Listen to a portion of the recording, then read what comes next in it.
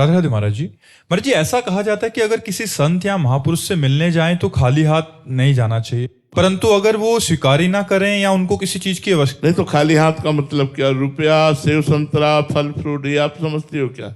नहीं, भाव का भूखा हूं मैं।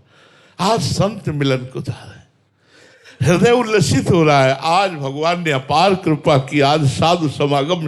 ये जो आप उल्लसित होकर आ रहे हैं ना, यही आप आ रहे हैं। नहीं तो आप 100 कुंतल सेव संतरा अंगूर लेके आवे, भाव नहीं, अभिमान है, तो आप खाली आ रहे हैं और खाली ही जाएंगे। खाली आ रहे हैं, खाली ही जाएंगे। और भाव लेकर आ रहे हैं। अब भाव में पत्रम पुष्पम फलम तो यम ये में भक्ता प्रेक्षति।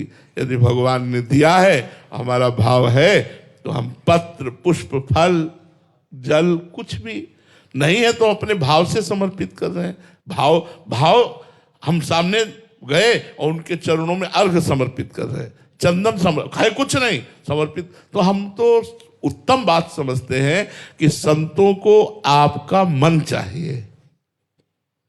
आप अपना मन संतों को दे दो, जो आज्ञा करे उसका पालन करो। इससे बढ़कर कोई भेंट नहीं होगी।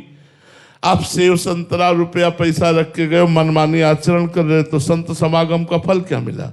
संत समागम का फल है भाव लेकर आओ और जो कहें उसको मानो। यही बात है।